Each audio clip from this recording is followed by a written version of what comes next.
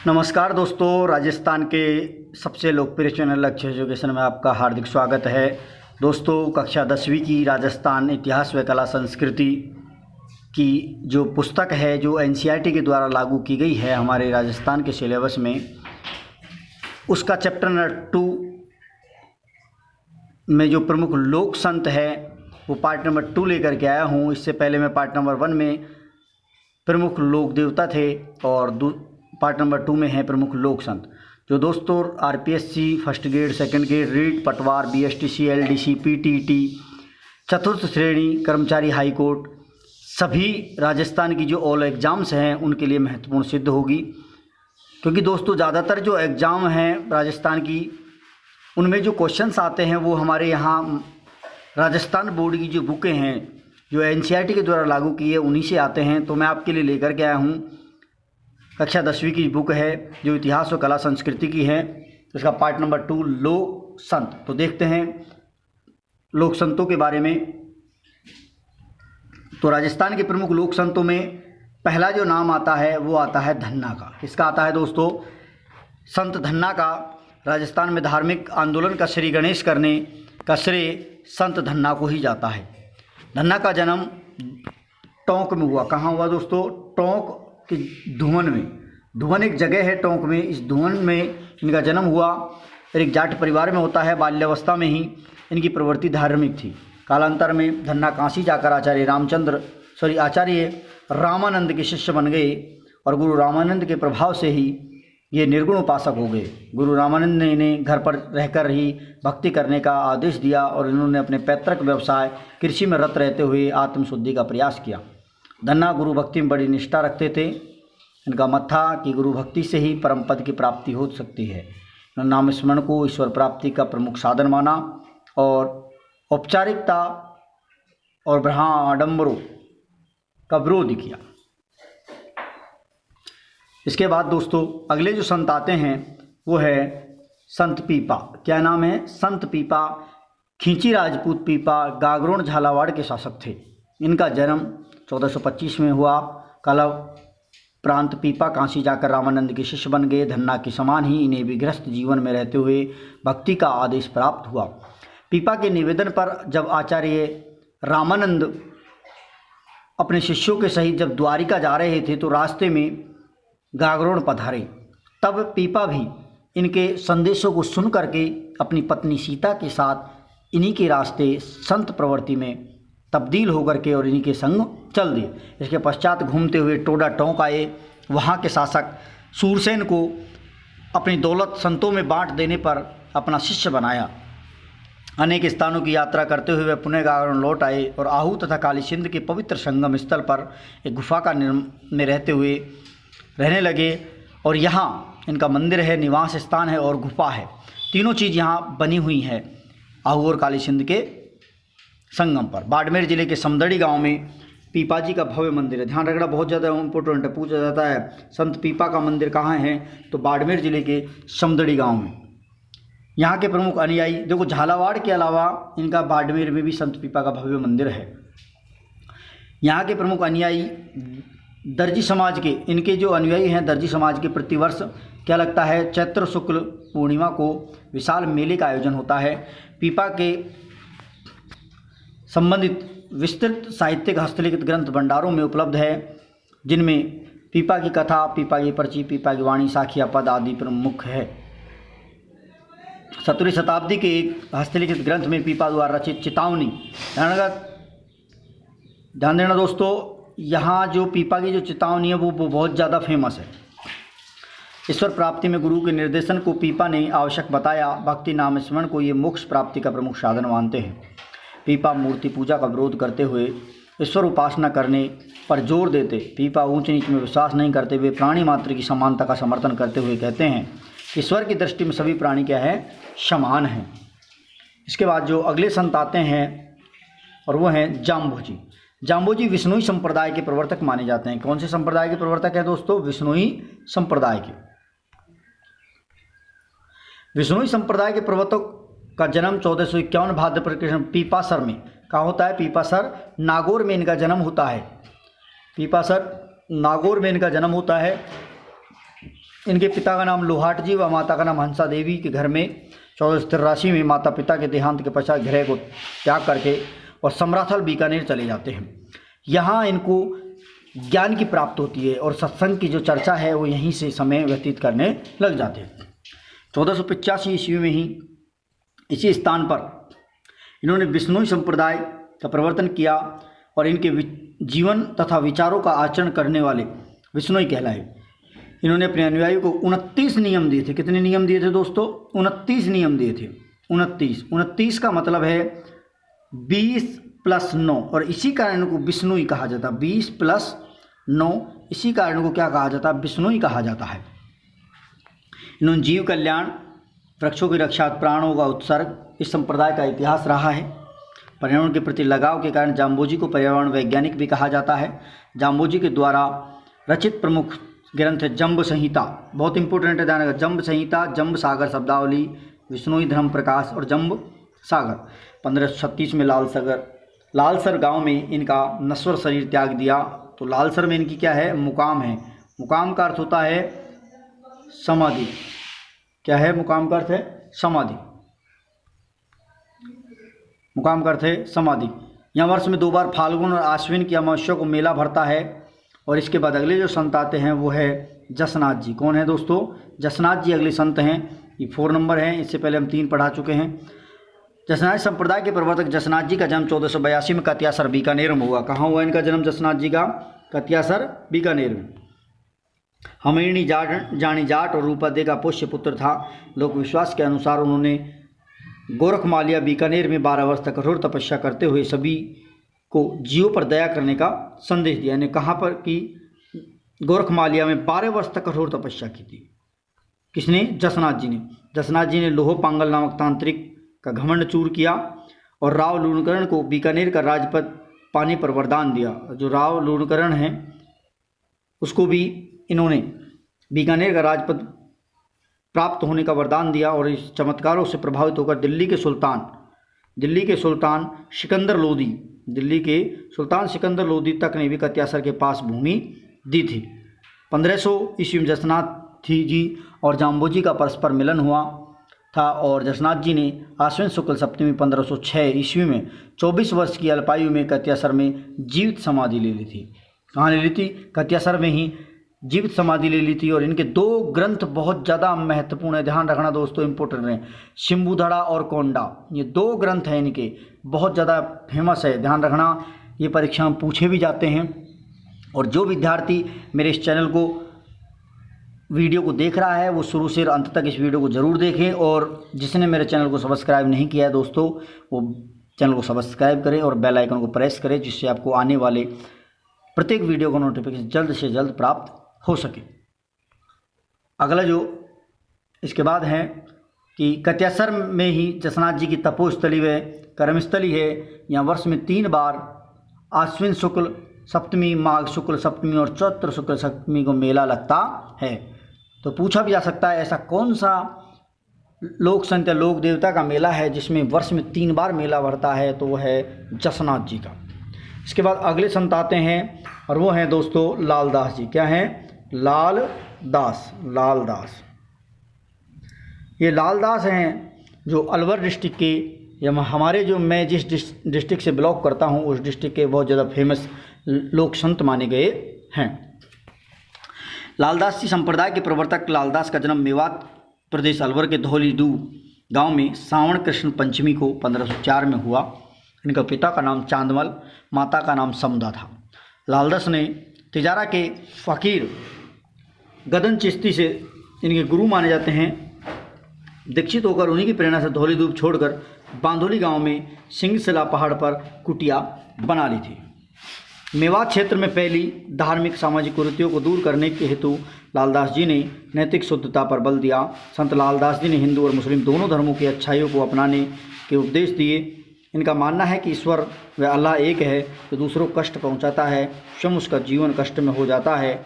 मेव मुसलमान लालदास जी को पीर के मानते हैं और लालदास की चेतावनियाँ इनका मुख्य काव्य ग्रंथ है।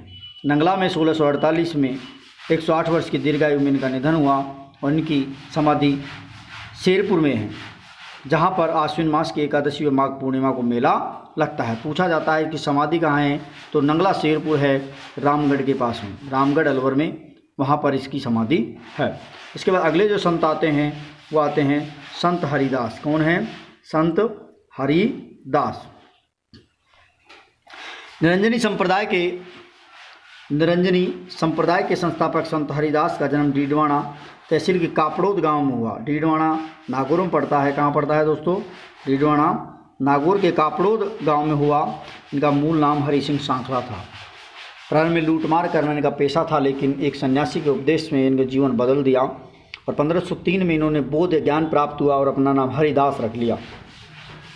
इन्होंने निर्गुण भक्ति पर जोर दिया, कुरुतियों का विरोध किया, निरंजनी संप्रदाय प्रारंभ किया। इस संप्रदाय में परमात्मा को अलख निरंजन या हरि निरंजन कहा।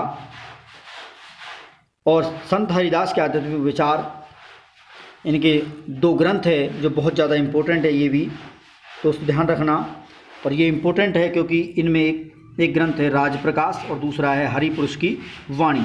ध्यान रखना दोस्तों, ये दोनों के दोनों जो ग्रंथ हैं ये बहुत ज़्यादा इम्पोर्टेंट है और ये पूछे जा सकते हैं। इस साल रीट और पटवारी वाले और बीएसटीसी और पीटीटी वाले विद्यार्थी जरूर आवश्यक रूप से ध्यान दें। इस वीडियो को पूरा देखेंगे तभी आपको पता लगेगा कि इस वीडियो के अंदर जो मैंने पढ़ाया है वो क्या क्या पढ़ाया है, कितना इम्पोर्टेंट पढ़ाया है। तो मेरे वीडियो को शुरू से अंत तक देखें और देखने के बाद जिसने भी चैनल को सब्सक्राइब नहीं किया वो चैनल को सब्सक्राइब करें, बेल आइकन को प्रेस करना ना भूलें, जिससे आपको प्रत्येक वीडियो को नोटिफिकेशन जल्द से जल्द प्राप्त हो सके। और डीडवाना में ही इनका क्या हो जाता है दोस्तों? देहांत हो जाता है। और इसी के साथ अगले जो संत आते हैं और बहुत ज़्यादा इम्पोर्टेंट संत हैं, ध्यान रखना, 100% इम्पोर्टेंट आपके लिए, तो वो हैं दादू दयाल, जिसे राजस्थान के कबीर के उपनाम से भी जाना जाता है। दादू दयाल का जन्म अहमदाबाद गुजरात में फाल्गुन शुक्ल अष्टमी 1544 ईस्वी में माना जाता है। बुड्ढन या वृद्ध भगवान नामक संत से इन्होंने क्या ली थी? दीक्षा ली थी और इनको अपना गुरु बनाया और सांबर में आकर के रहने लगे। दुनिया का कार्य करते थे, जो रुई वगैरह धुनते हैं। दादू ने अपने उपदेश देना आरंभ किया। कहाँ पर सबसे पहला उपदेश दिया? सांबर में। 1575 में दादू ने अपने 25 शिष्यों, अपने कितने शिष्यों? 25 शिष्यों के साथ आमेर चले गए। सांबर को भी छोड़कर कहाँ चले गए? आमेर। और जहाँ अगले 14 वर्ष तक इन्होंने निवास किया। दादू ने 1585 ईस्वी में मुगल सम्राट अकबर से भेंट की और फतेहपुर सीकरी में इन्होंने यात्रा की और तत्कालीन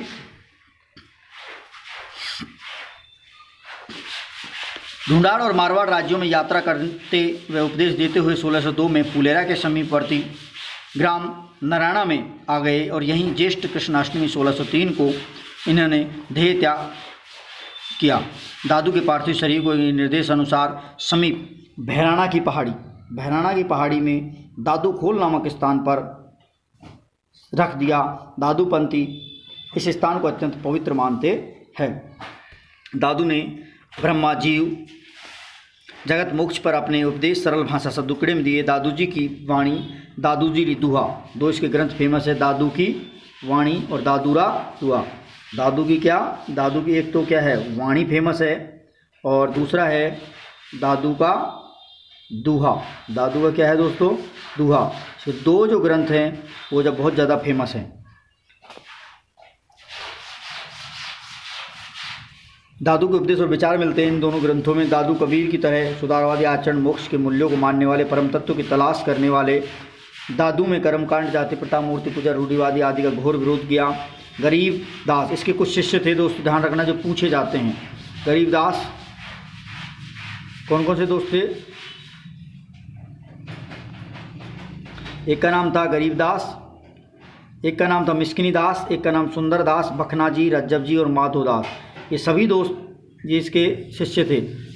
एक बखना दास, रज्जब, माधो दास और दादू के प्रमुख शिष्य माने गए हैं। इसके बाद देखते हैं अगले संत।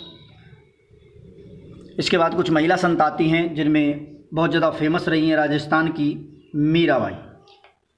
राजस्थान की मीराबाई है जो फेमस हैं, कृष्ण भक्ति कवियत्री गायिका मीराबाई 16वीं सदी के भारत के महान संतों में एक थी। मीरा को राजस्थान की राधा भी कहा जाता है।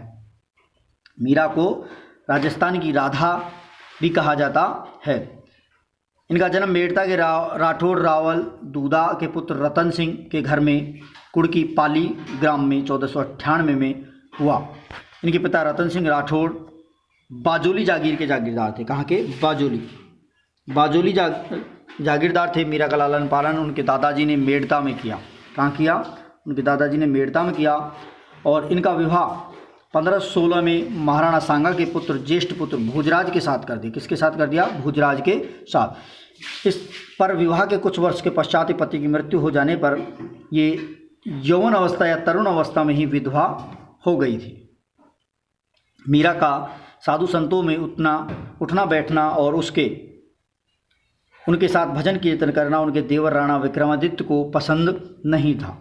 इनका एक देवर था जो भोजराज की मृत्यु के बाद राजा बना और उसको इनकी भक्ति पर अंकुश लगाने का कार्य किया था। विक्रमादित्य ने मीरा को जहर दे दिया था। क्या दे दिया था? मीरा को जहर। सर्प से कटवाने का प्रयत्न किया किंतु मीरा कृष्ण भक्त कम नहीं हुई।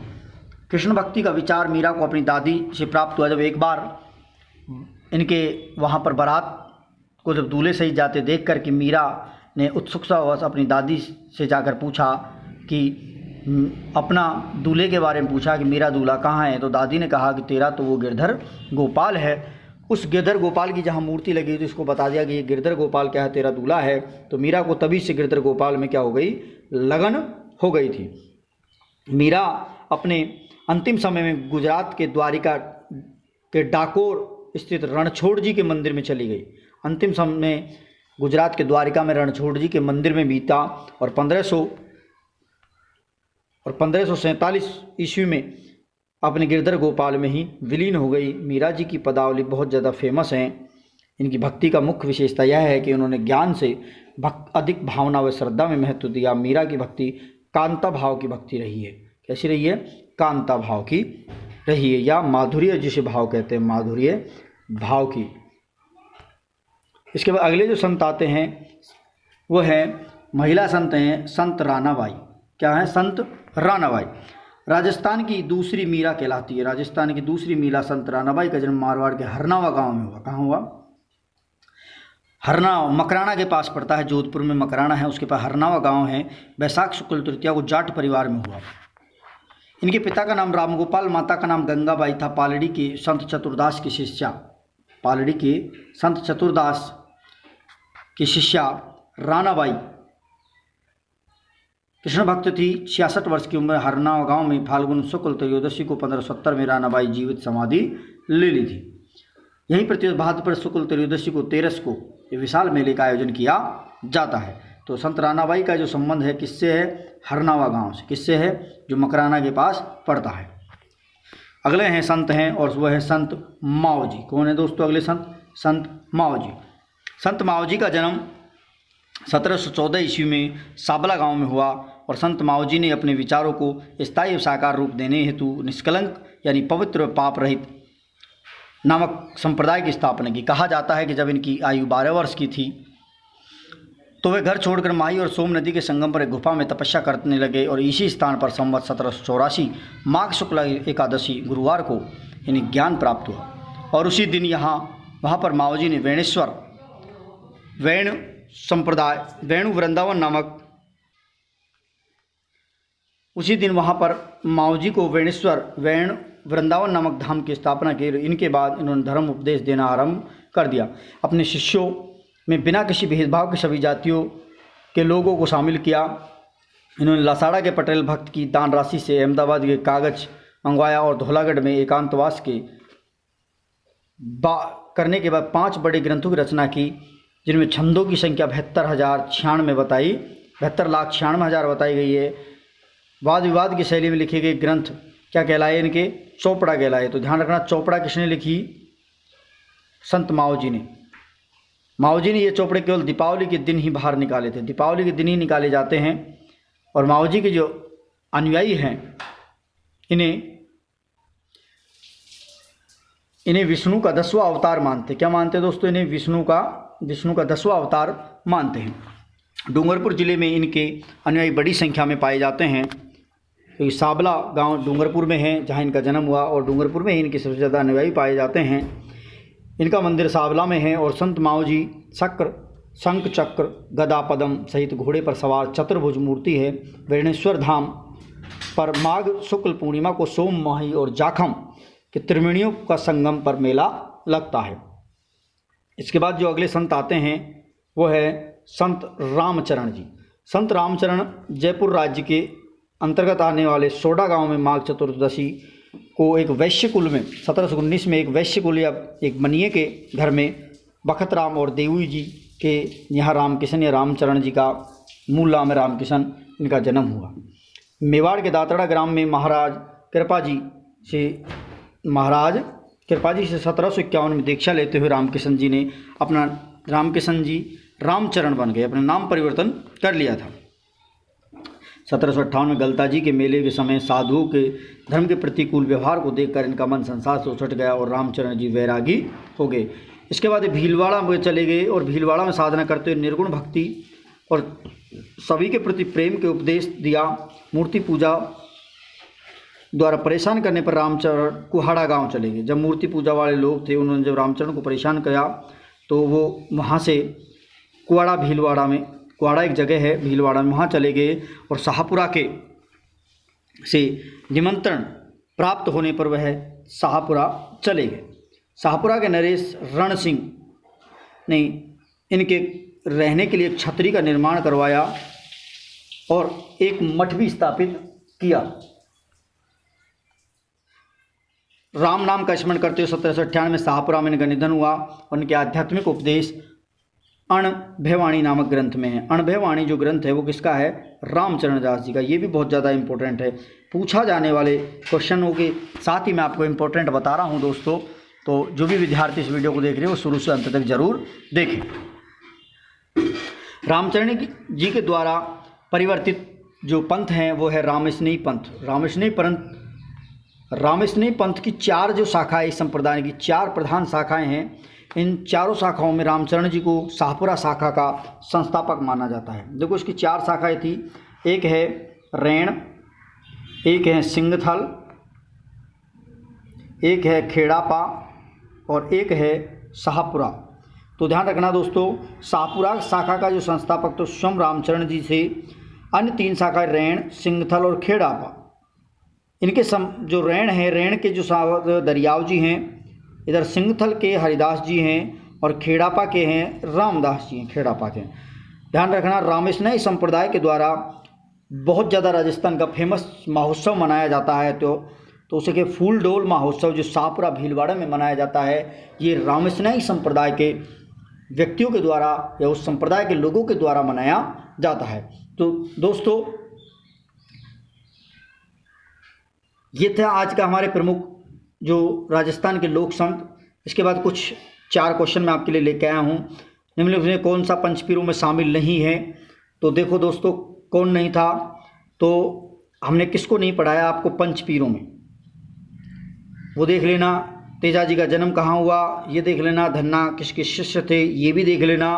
और विष्णु संप्रदाय के प्रवर्तक कौन थे? तो दोस्तों यहाँ पहला और दूसरा क्वेश्चन है वो पार्ट नंबर 1 से है और तीसरा और चौथा जो क्वेश्चन है पार्ट नंबर 2 से है। तो दोस्तों जिस भी विद्यार्थी ने इस वीडियो को नहीं देखा है, प्लीज़ वो विद्यार्थी इस वीडियो को पहले शुरू से अंत तक देखें और देखने के साथ ही अगर चैनल को सब्सक्राइब नहीं किया है तो मेरे चैनल को सब्सक्राइब कर लें और बेल आइकन को प्रेस कर लें, जिससे आपको आने वाले हर वीडियो का नोटिफिकेशन जल्द से जल्द प्राप्त हो और आप आने वाली वैकेंसी की भर्ती परीक्षाओं में आपको अच्छे अंकों से पास हो सके और आप कहीं अच्छी जॉब प्राप्त कर सके। इसी के साथ मैं आपको धन्यवाद देना चाहता हूँ।